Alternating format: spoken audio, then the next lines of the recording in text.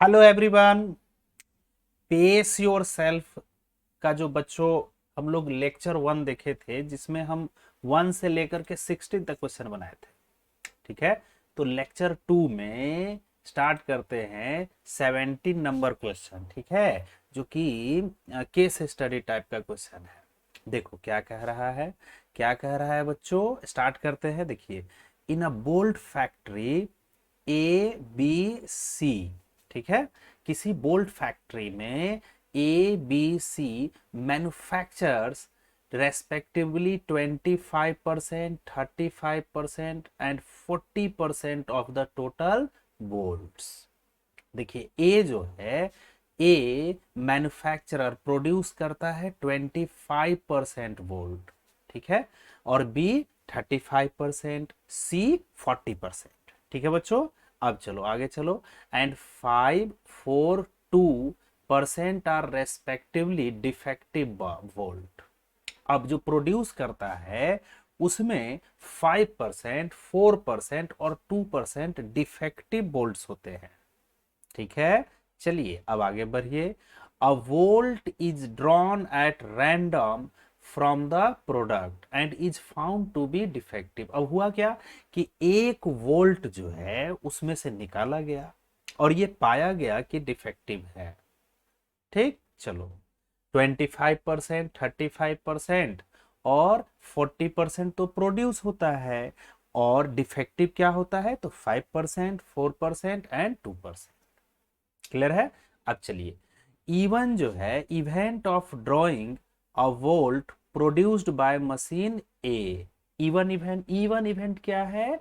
तो event of drawing a volt, एक volt को ड्रॉ कर रहा है, और कौन प्रोड्यूस करता है? ए टू क्या है? तो बी प्रोड्यूस करता है, और E3 है सी। ठीक है बच्चों, तो ई इवेंट है, event of drawing a defective bolt. अब ई क्या है? तो कॉमन इवेंट है, एक बोल्ट निकाला गया और वह डिफेक्टिव है। क्लियर है? चलिए, अब इस आधार पर इन सारे क्वेश्चंस का जवाब देना है। तो चलो बच्चों, प्रोबेबिलिटी ऑफ E1 क्या होगा? प्रोबेबिलिटी ऑफ E1, तो देखिए E1 जो है कितना परसेंट वोल्ट प्रोड्यूस करता है? तो 25%। ठीक है बच्चों, तो लिखेंगे 25/100। ये E1 का प्रोबेबिलिटी हो गया, यानी 1/4। चलो, इसी तरह probability of E2, probability of E2 यानी बी प्रोड्यूस कितना करता है? तो 35%, 35/100। अच्छा, प्रोबेबिलिटी ऑफ E3, E3 यानी सी कितना प्रोड्यूस करता है? तो 40%, यानी 40/100। क्लियर है बच्चों? अच्छा, ये कटेगा 5 से 7 टाइम्स, और ये 5 से 20, यानी P ऑफ E2 हो गया 7/20। अब आ जाइए, ये हो जाएगा आपका 0 0 कैंसिल, 2 2 जा 4, यानी 2/5। चलिए, पहला क्वेश्चन क्या है? Probability of E2, P of E2। तो P ऑफ E2 का वैल्यू है बच्चों 7/20, यानी फर्स्ट का आंसर हो गया 7/20। अच्छा, P of E upon E1, P of E upon E1, इसका मतलब probability of defective volt, probability of defective volt. देखो E जो है डिफेक्टिव वोल्ट है, when it was produced by और manufactured by मशीन ए। तो मशीन ए जो है, इवन मशीन ए का है, तो मशीन ए कितना परसेंट डिफेक्टिव वोल्ट प्रोड्यूस करता है? 5%, यानी 5/100। क्लियर है? तो इसको हम लिख देंगे 1/20। अब आगे चलिए, P of E upon E2 का मतलब क्या हुआ? तो probability of defective bolt when manufactured by machine B. तो कितना है? 4% है बच्चों, देखो यहां 4% है, तो 4/100।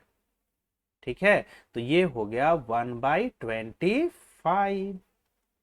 अब आ जाओ P of E by E3, यानी probability of defective volt when produced by और manufactured by machine C। तो मशीन C का कितना है बच्चों?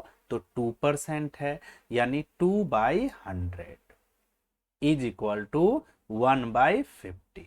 अब नेक्स्ट क्वेश्चन है, what is the probability that the drawn bolt has been produced by machine ए।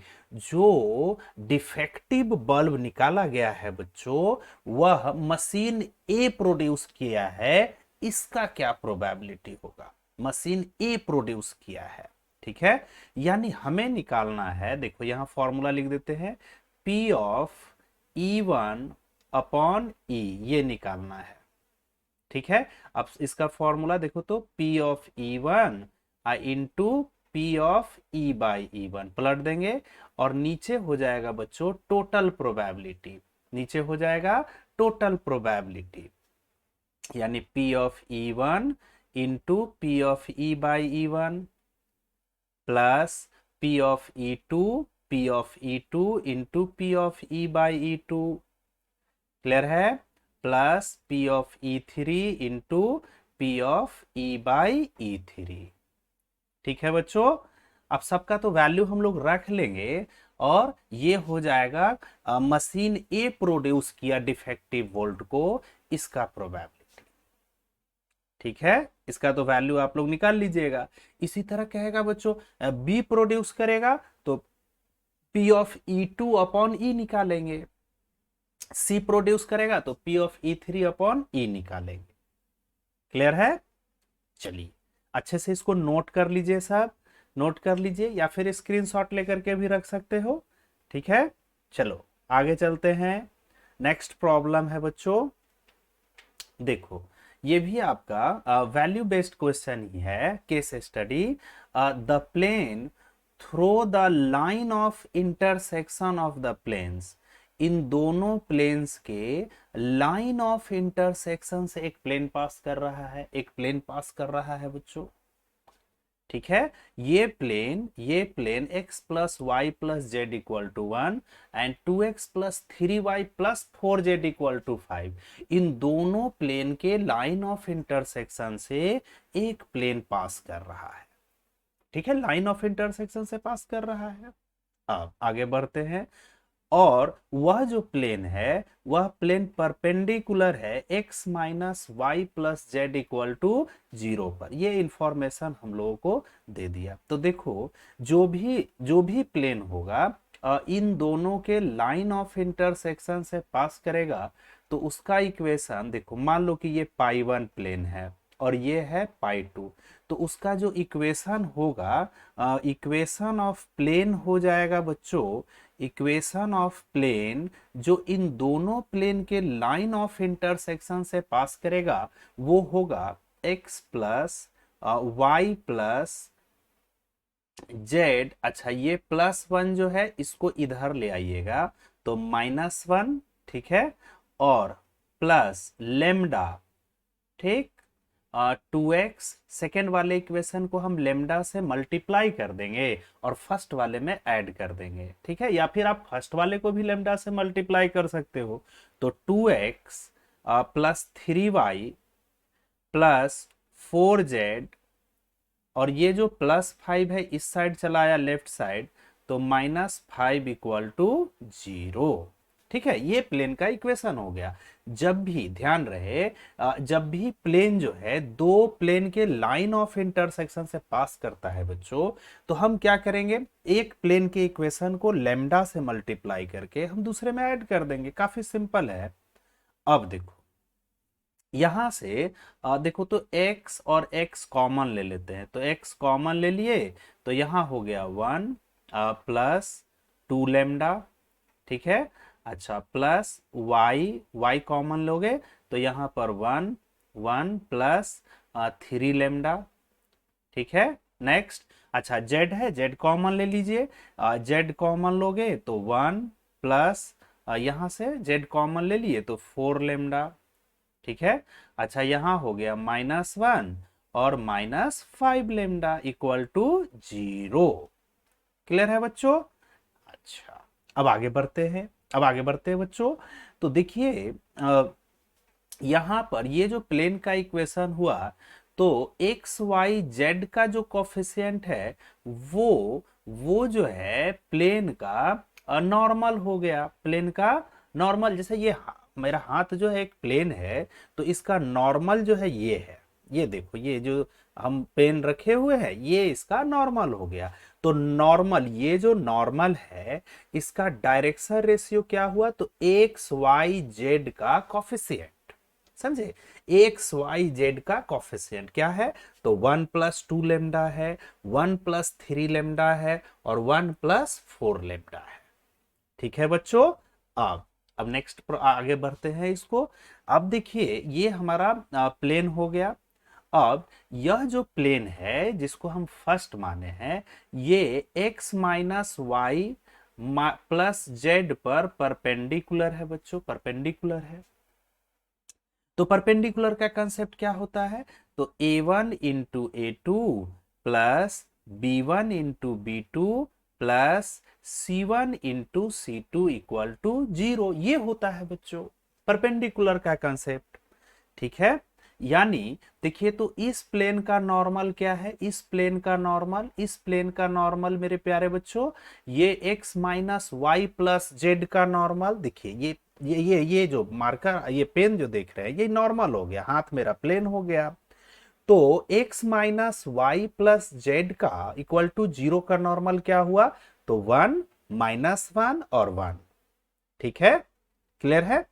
तो बच्चों इसका नॉर्मल का डायरेक्शन रेशियो क्या हो गया, तो 1 -1 और 1, और इसका क्या है, तो 1+2 लैम्डा, 1+3 लैम्डा और 1+4 लैम्डा, क्योंकि परपेंडिकुलर है, यानी a1 into a2 plus b1 into b2 plus c1 into c2 equal to 0 हो गया।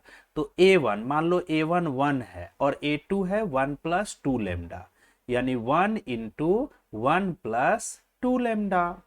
ठीक है, plus b1 into b2, b1 यहां पर है -1, तो -1 इंटू 1+3 लैम्डा। ठीक है बच्चों। अच्छा c1 है 1, तो 1, c2 है 1+4 लैम्डा इज इक्वल टू 0। ठीक है, अब आगे बढ़ते हैं। देखिए बच्चों यहां से लेमडा वाले को सॉल्व कर लो, तो 2 लैम्डा -3 लैम्डा, तो -लैम्डा अब +4 लैम्डा, तो हो गया 3 लैम्डा। अच्छा 1 -1 कैंसिल और ये 1, देखो 2 lambda -3 lambda -lambda +4 lambda, 3 lambda हो गया। अब 1 इंटू 1, तो 1 -1 कैंसिल, ये हो गया 1 उधर चला जाएगा, तो लेमडा का वैल्यू आ गया -1/3। लेमडा का वैल्यू आ गया बच्चों -1/3। ठीक है, लेमडा का वैल्यू आ गया -1/3।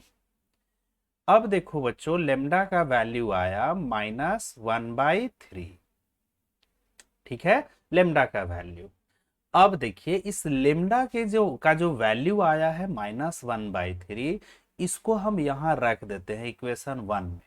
यहां तक नोट करो, इक्वेशन 1 में हम लोग पुट कर देते हैं, तो हमारे पास आ जाएगा, देखो हमारे पास आ जाएगा बच्चों, इक्वेशन फर्स्ट में पुट करते हैं, इक्वेशन फर्स्ट में पुट करते हैं बच्चों।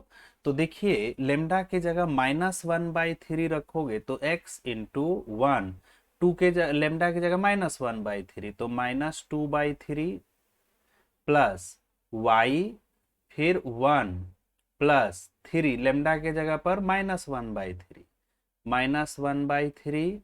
ठीक है, प्लस z 1, फिर लेमडा की जगह -1/3, तो -4/3 हो जाएगा, फिर -1 अब माइनस माइनस माइनस प्लस, तो 5/3 इक्वल टू 0। अब इसको सॉल्व कर लेते हैं बच्चों, इसको इरेज कर देते हैं।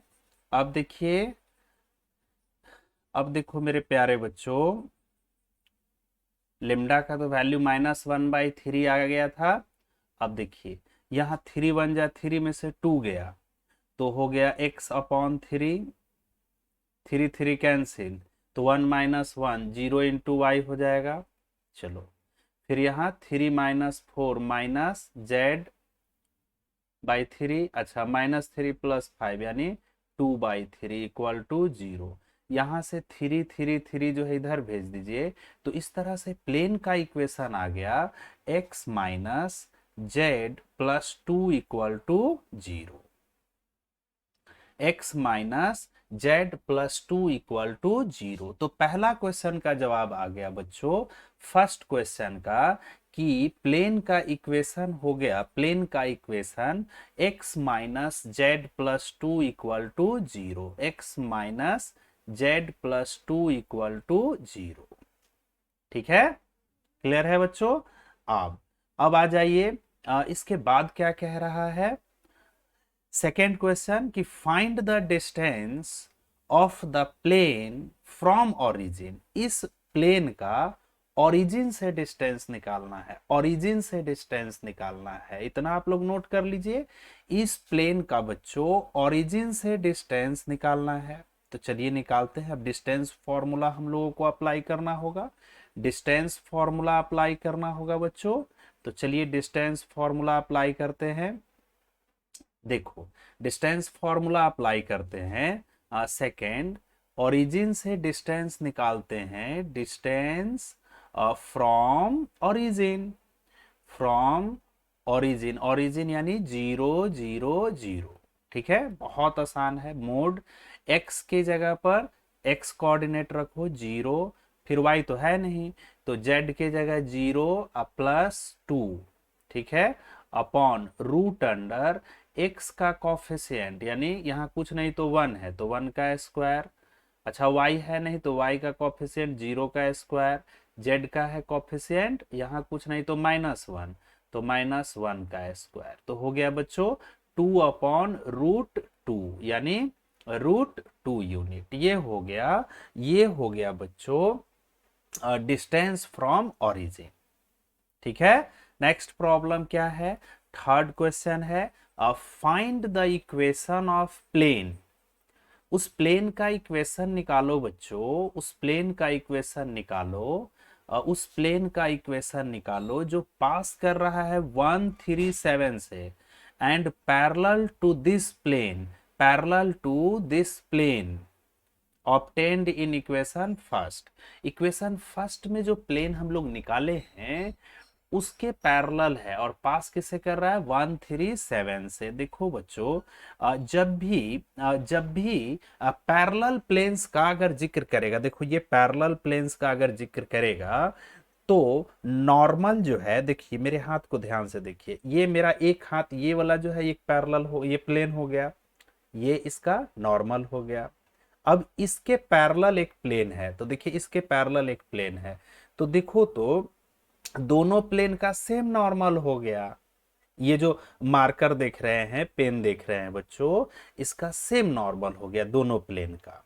ठीक है, तो जब भी पैरेलल प्लेन का जिक्र करेगा तो सेम नॉर्मल हो जाएगा, यानी x - y, ये एक्स वाई जेड तक सेम सेम एक्सप्रेशन लिखा रहेगा, बस ये चेंज हो जाएगा कांस्टेंट। यहां जैसे 2 है तो कांस्टेंट चेंज हो जाएगा, यानी x - z प्लस के = 0, इसके जो भी पैरेलल होगा। अब पास किससे कर रहा है 137 से, तो x के जगह पर हम 1 रख देंगे, y तो है नहीं तो z के जगह पर 7 रखेंगे प्लस के = 0, तो 1 - 7 हो गया -6 यानी k का वैल्यू 6 यहां रख दीजिए।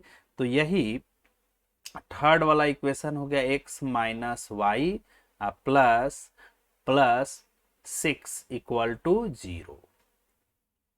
ठीक है, अब कन्वर्ट, फोर्थ क्या कह रहा है, convert the plane in question third. Question third में जो प्लेन आया है बच्चों उसको वेक्टर फॉर्म में कन्वर्ट कीजिए, वेक्टर फॉर्म में। तो चलिए कन्वर्ट करते हैं, बहुत आसान है। एक्स वाई जेड हटा देना है, यहाँ x - z है, देखिए y लिखा गया है, x - z है बच्चों, x - z है। अच्छा चलो इसको कन्वर्ट करना है वेक्टर फॉर्म में, तो r वेक्टर दे दिए।